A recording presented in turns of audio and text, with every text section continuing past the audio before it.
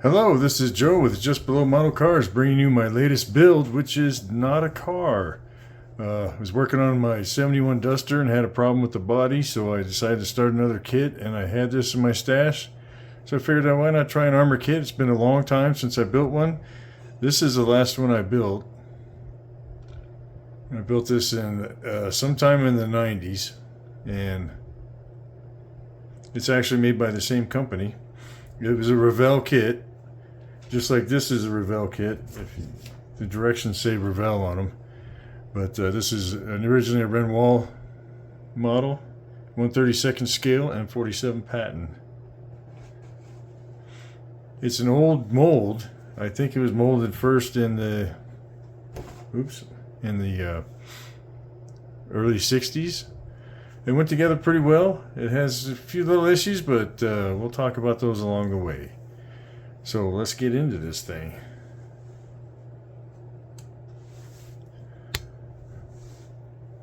First off, let's talk about the colors we painted it. I started with a flat black primer, by Rust-Oleum, the dreaded 2X. And then I had like 3 bottles of this olive drab green, old Tester's bottle. How much is this? I can't even read the price on there anymore. But it's a little light colored for what I was hoping for, but I think it turned out pretty good. I used a whole bottle and part of this bottle to paint this kit. I airbrushed it out of my Harbor Freight Avanti airbrush with a 0.3 tip on it. And then after that was done, I used Elaine's acrylic sealer matte finish to seal up the enamel paint so I could put in some washes on it. This is tough to make stay up. Haven't decided where I'm gonna glue this yet, because I'm gonna glue this in a specific spot. Anyways, so I could do some washes on it. If you look close, you might be able to see some of the wash, like on that front fender there. I just use a Tamiya panel liner. Painted the road wheels down here. Painted these flat black, Tester's flat black. And then I used a stencil, just a little metal stencil I got off of Temu, and just with my airbrush sprayed in the olive drab color onto the road wheels. The other wheels, I'm not sure if they're all steel, but they're all green. I didn't do any metal on those. It did come with some figures, and I haven't painted a figure since I was in high school, except maybe I think I did one 1/48 scale airplane kit in years past, but they're not the best figures. But I'm not the best figure painter.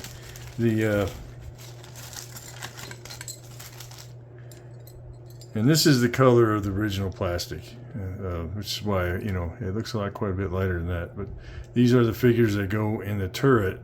Now, you notice they have pins on them. And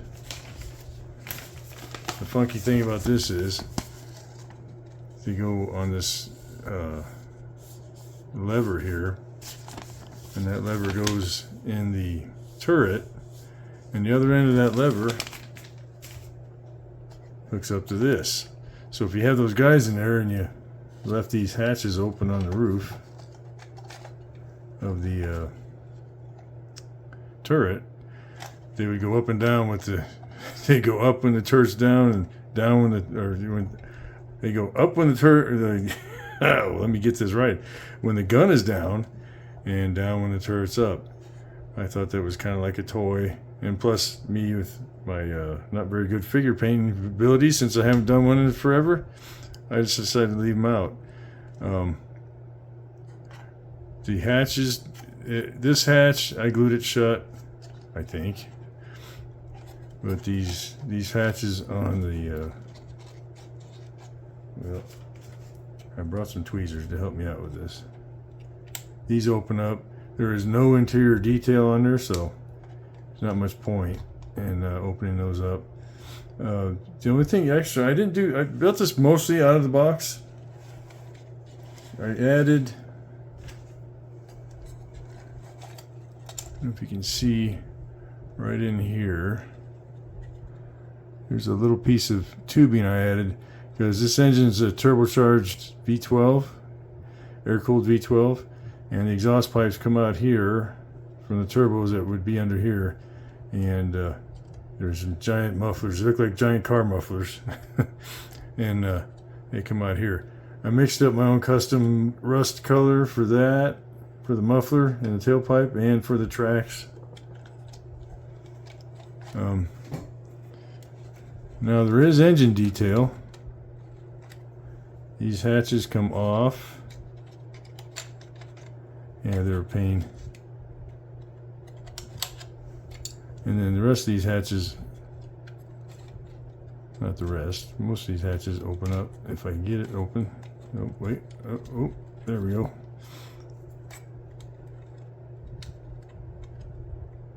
Looks like I got a little lint on my grate there.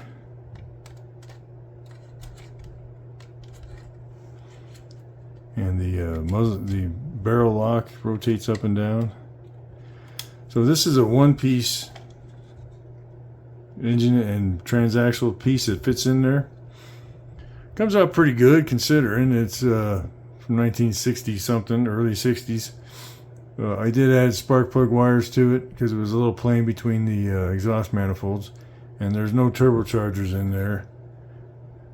But I painted it with various colors. I looked it up and some pictures on the internet. The engine block was painted like this weird green color, so I found a weird green color in my hobby paints, craft paints, and painted that. And I did mix different olive drabs and blacks and silvers and steel colors. And then I washed it with well, to me, a panel line washer. And then I've got some old Duncan, I think Duncan? I can't remember. I should have brought it. Some old stain, craft stain, acrylic stain. So, and it's kind of a brownish black color. Oh, excuse me. It's about that time of year. And it looks a lot like grease, so I washed it with that. And so that's one large piece from here to there. I'll put a picture of it up there so you can see what it looks like outside of it. Trying to do this behind the camera.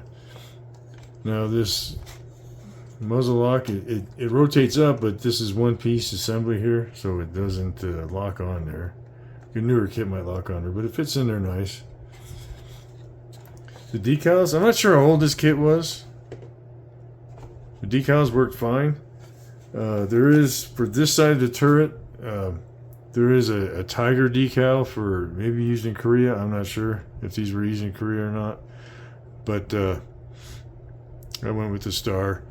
And I kind of think I would have left these off. The directions call for them because the number's right here. But they went on pretty good. They went on real nice. I used setting solution to put them on there. Oops. And they snuggled down. One thing, this plastic on here was very smooth. They didn't put any texture on it. Like a newer kit might have texture on it. This like this be cast or something like that. I only thinned this paint 50/50 with lacquer thinner, and it came out a little grainy when I got done.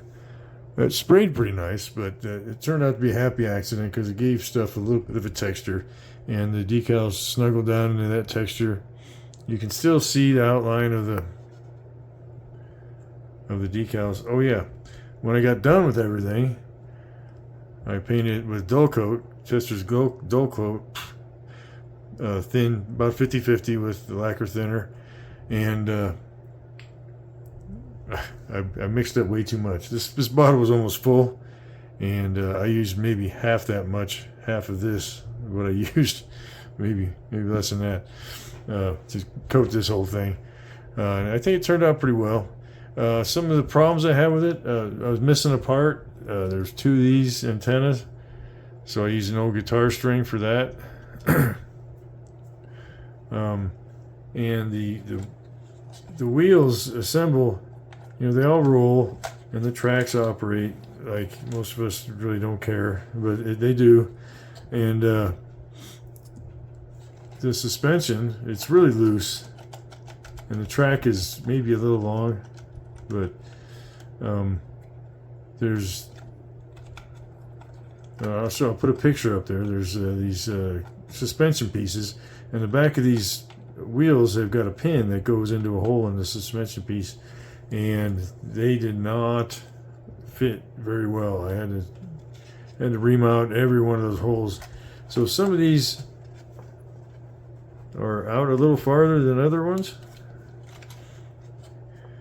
Anyways, so that was the biggest problem I had, and the fit was like the turret went together real well. You can see a little bit of a seam there. I wasn't really interested in making this like a show model because yeah, I'm no armor modeler. But the hull was challenging to fit up to the lower hull was challenging to fit up to the upper hull. I did get it pretty good. I don't really see much of a seam there. Maybe a little bit right here, a little bit of a seam. But for 1962 or 60, whatever it was, it says right here, exclusive new design ensures positive assembly and no show cementing. Yeah, not too bad. Not too bad. Now see, here's the problem. If these wheels don't always line up with the track, so you got to kind of feed the track in there if you want to display it. Yeah, this was fun to build. A lot of scraping. An old mold and all these wheels. I had to pretty much smooth out every wheel, and the pins. There was a lot of bleed through on the molds where, you know, like you get on ejector pin marks or ejector pins spots sometimes where the plastic goes up the ejector pin. There was a lot of that on there. There was some on the tracks. Oh, by the way, the tracks I painted with acrylic paint. I used Vallejo, I think it was, or AK, whatever they used to sell at Hobby Lobby. I used that oily steel for the inside of the track, and I mixed up my own craft paint using rust red or brick red and brown and black, and painted the outside of it, and then I dry brushed it with steel. I think it came out right for the first time for years. So that's about the only rust I did on it. I didn't do any weathering on this. Oh, and then I sprayed them with, I think I sprayed them with this sealer when I got done. Because it's acrylic, it's flexible. So the paint, these tracks were black vinyl, like on most of these older kits. And the paint stuck real well. The enamel paint wouldn't have worked at all. I didn't do any weathering on this. I wanted it to be like not a brand new tank, but one it hasn't been out in battle. So anyways, I had a lot of fun with this. It's my second armor kit since 30 plus years.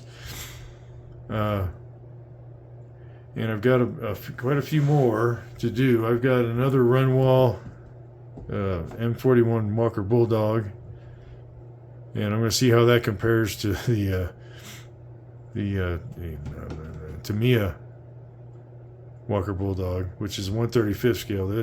These are 1/32 scale, so they're a little bit bigger scale.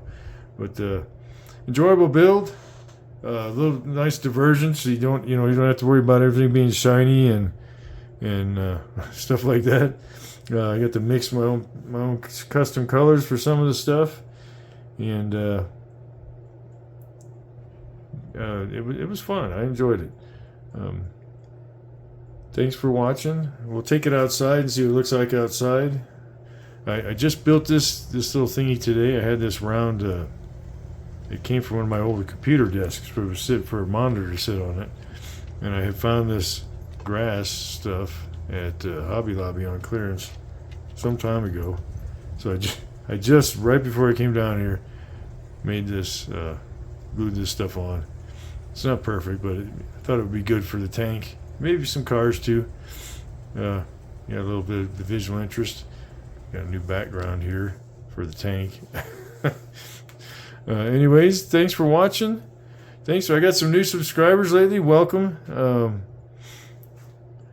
I'm not very consistent with my videos because I work a 4 on 4 off schedule, so on the days I work I don't do much at all. I get home, I'm gone 15.5 hours a day when I work, so yeah, and I got to get everything else done on the 4 days off, so I can still get some stuff done, but I'm not very consistent with it. But I thank you guys for subscribing, and any comments are always welcome. I enjoy reading them, and thanks for watching. Have a nice day.